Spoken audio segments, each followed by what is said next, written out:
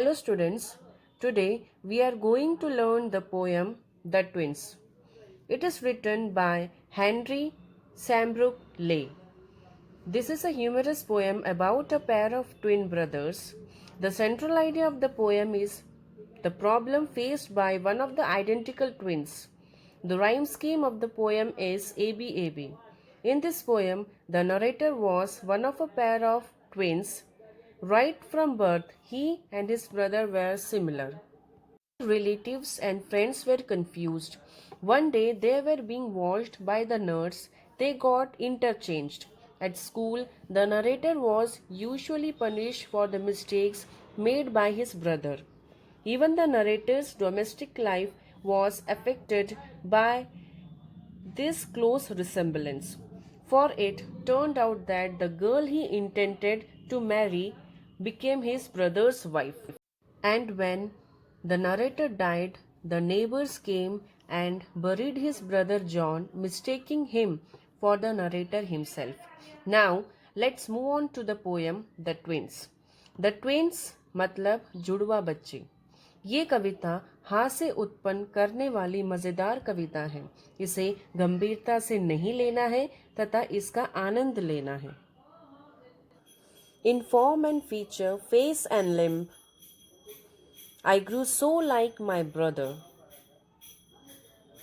that folk got taking me for him, and each for one another. It puzzled all our kith and kin. It reached a fearful pitch, for one of us was born a twin, yet not a soul knew which. कवि Henry कहते हैं, मैं और मेरा भाई John हूबहू एक जैसे दिखाई देते थे। लोग दोनों की पहचान में उलझ जाते थे। हेनरी को जॉन और जॉन को हेनरी समझ लेते थे। रिश्तेदारों को भी दोनों में भ्रम हो जाता था। कवि कहते हैं, हम में से पहले एक का जन्म हुआ, बाद में दूसरे का, परंतु कोई नहीं बता सकता कि पहले कौन आया और दूसरा कौन। One day, to make the matter worse, before our names were fixed, as we were being washed by nurse, we got completely mixed.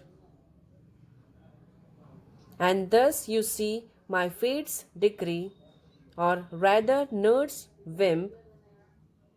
My brother John got christened me, and I got christened him.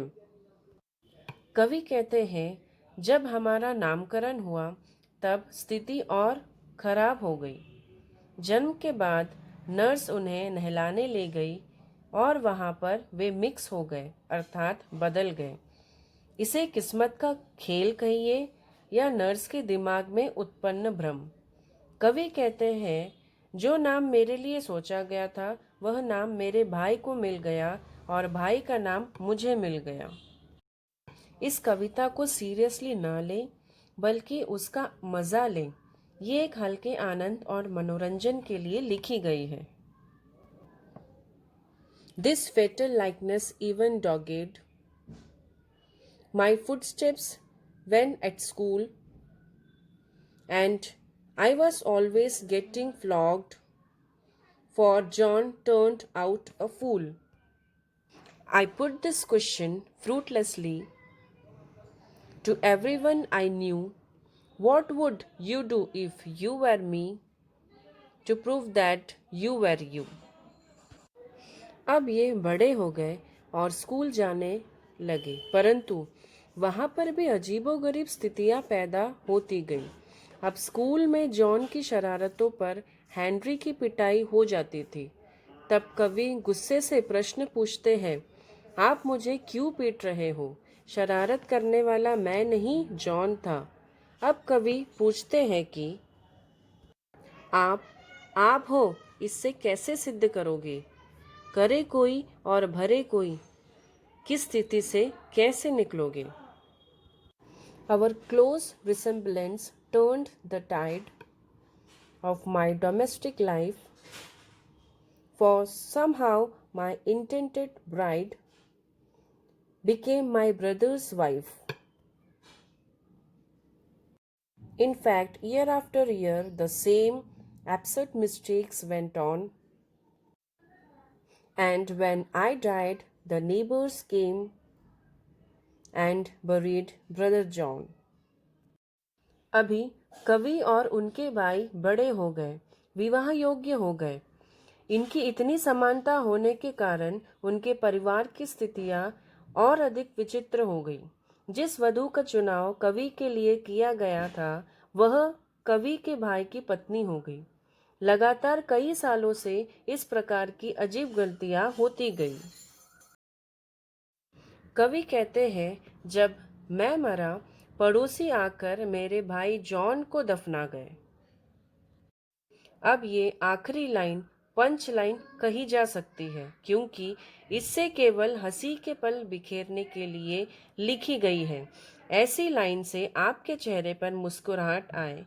ये कविता किसी उद्देश्य से नहीं, बल्कि हल्के फुल्के मनोरंजन के लिए लिखी गई है। उम्मीद है ये पोयम आपको पसंद आई होगी और समझ भी आई होगी। धन्यवाद। Thank you so much.